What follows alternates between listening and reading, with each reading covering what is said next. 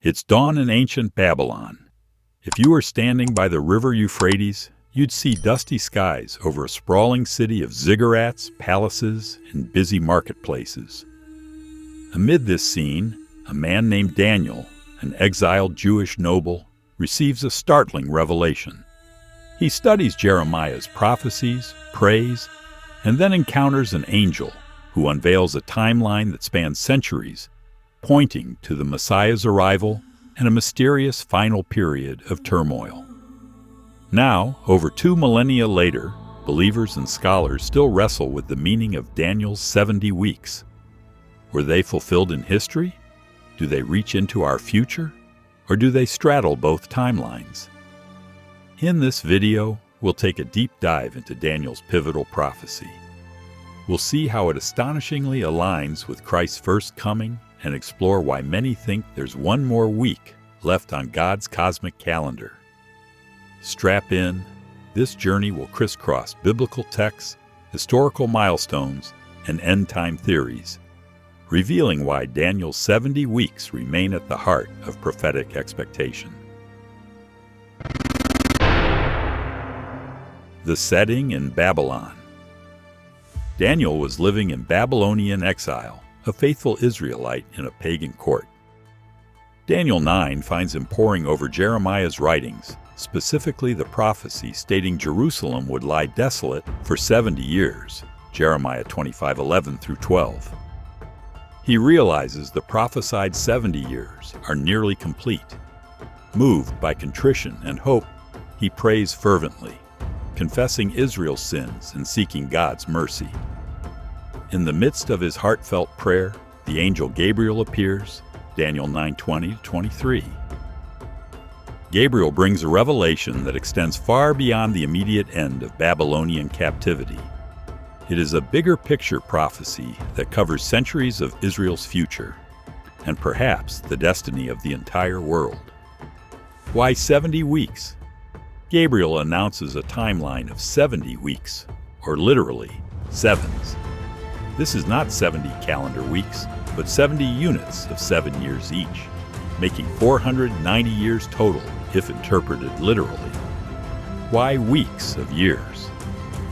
In Jewish tradition, just as there is a 7-day week for worship and rest, there's also a cycle of 7-year sabbatical periods, Leviticus 25.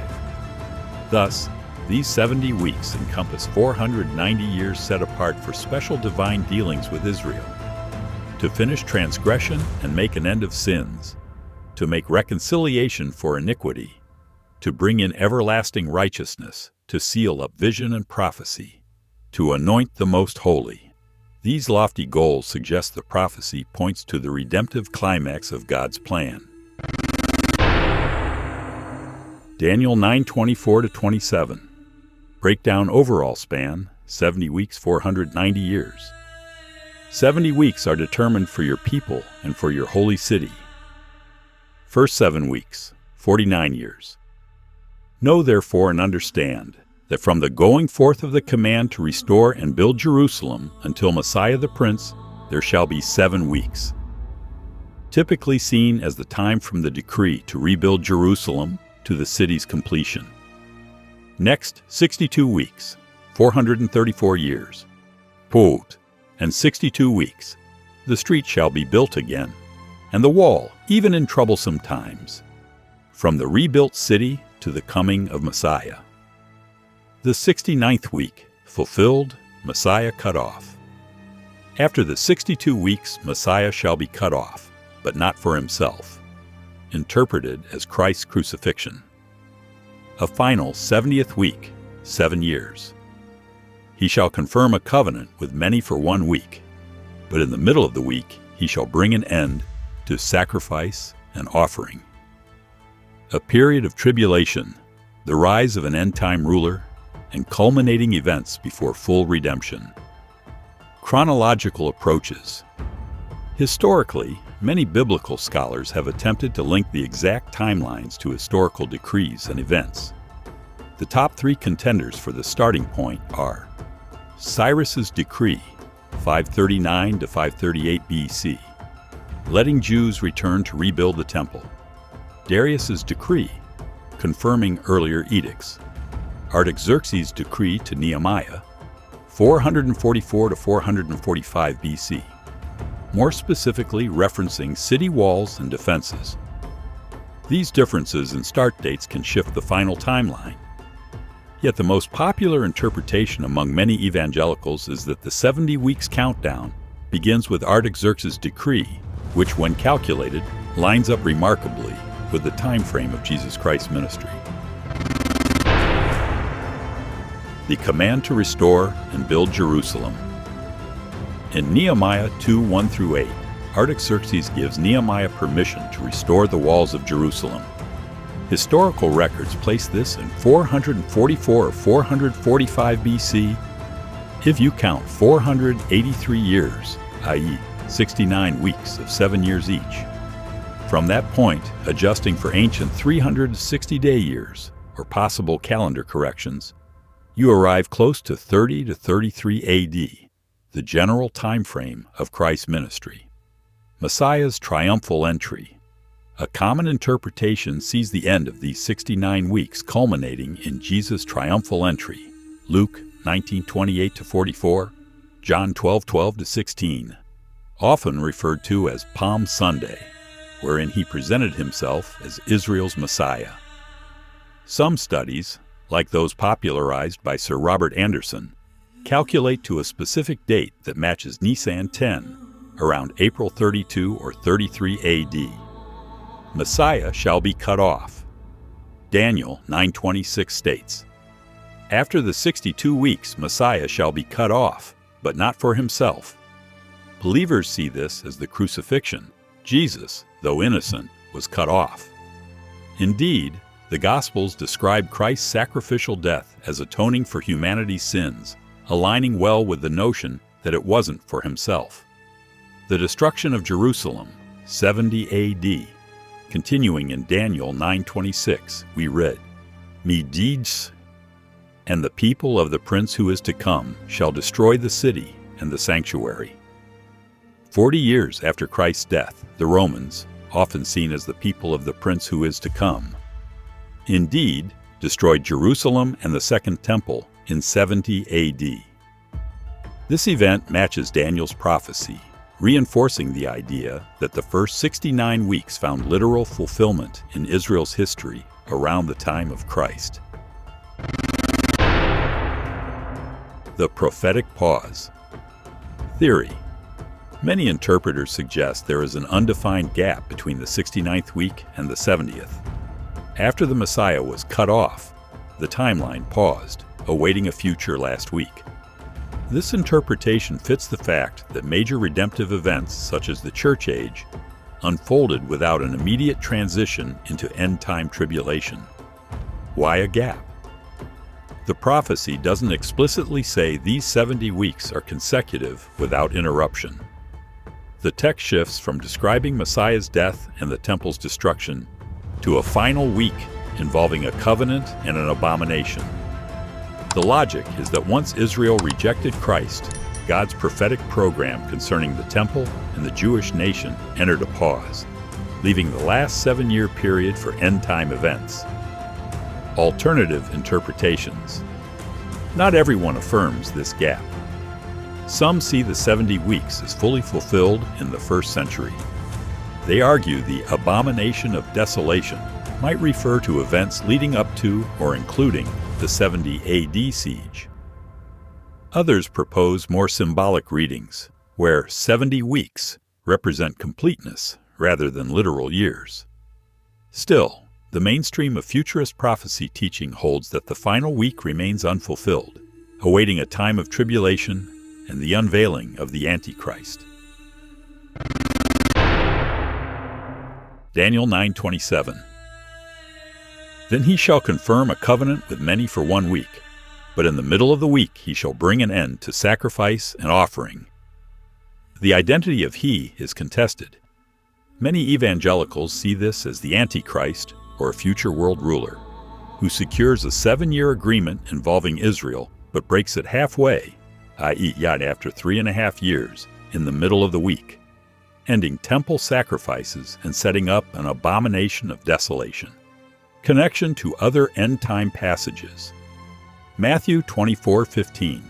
Jesus references Daniel's abomination as a key sign. 2 Thessalonians 2:3-4. A man of sin exalts himself in God's temple. Revelation 11-13. 42-month or 1,260-day periods echo the 3.5-year segment. These cross-references flesh out a scenario where, during a final tribulation, a sacrilegious act occurs in a re-established temple. This lines up with the idea that the 70th week is a future time of intense tribulation, culminating in Christ's second coming. Midpoint crisis. At the 3.5-year mark, the Antichrist betrayal or overt power grab triggers what is often called the Great Tribulation.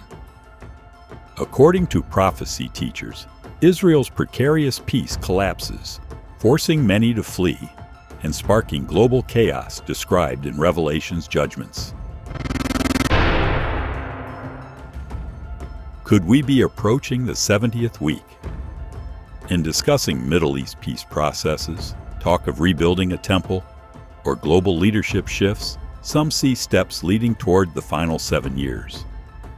No one knows God's exact timing, but watchers note how quickly political alliances form or break, fueling speculation. Peace treaties and the covenant. From the camp, David Accords to the Abraham Accords, every new peace deal involving Israel can spark debate. Could this be the prophesied covenant? But so far, no agreement has led to the reinstitution of temple sacrifices or the exact scenario described in Daniel 9:27.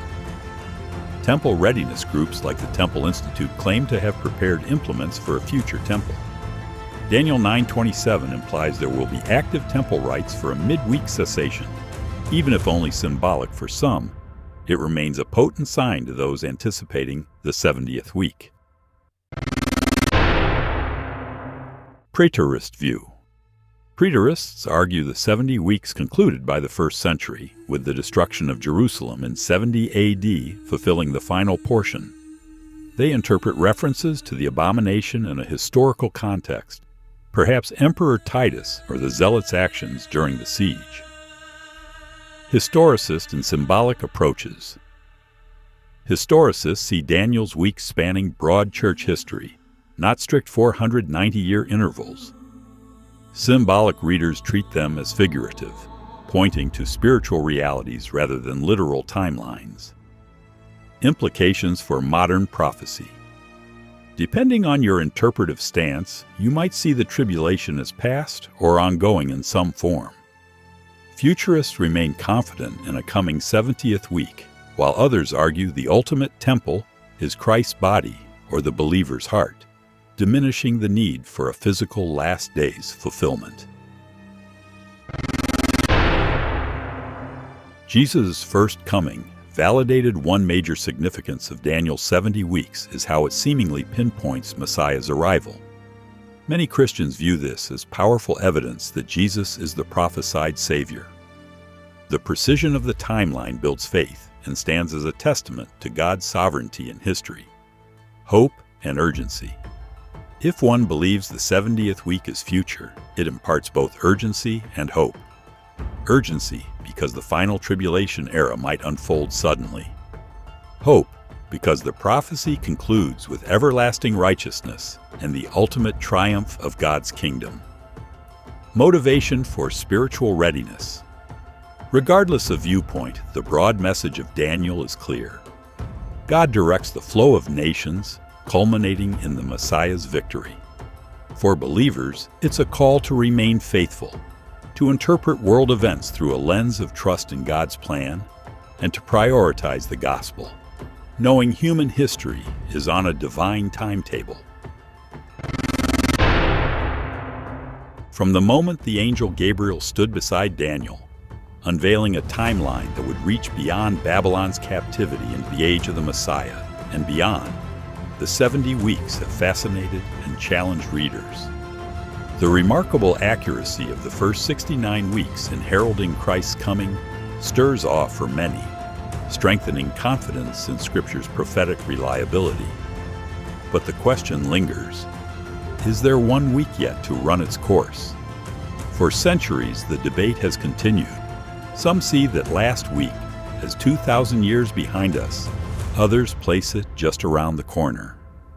Yet perhaps the common ground is that Daniel 9 points to a redemptive plan larger than any empire. It underscores a God who is not random but intimately involved in world affairs, guiding, redeeming, and ultimately bringing about his kingdom. As we watch world events, personal trials, and the unfolding of history, Daniel's 70 weeks remind us that God's timeline will not fail. If the final countdown is still ahead, it challenges us to be spiritually awake. If we believe Christ's first coming matched prophecy precisely, we can trust that every remaining promise, whether for judgment or restoration, will also come to pass in due season. So whether you identify as a futurist, preterist, or somewhere in between, Daniel 9 is a clarion call. See how God has already moved across time, and know that he who began this work will bring all things to completion perfectly in his time.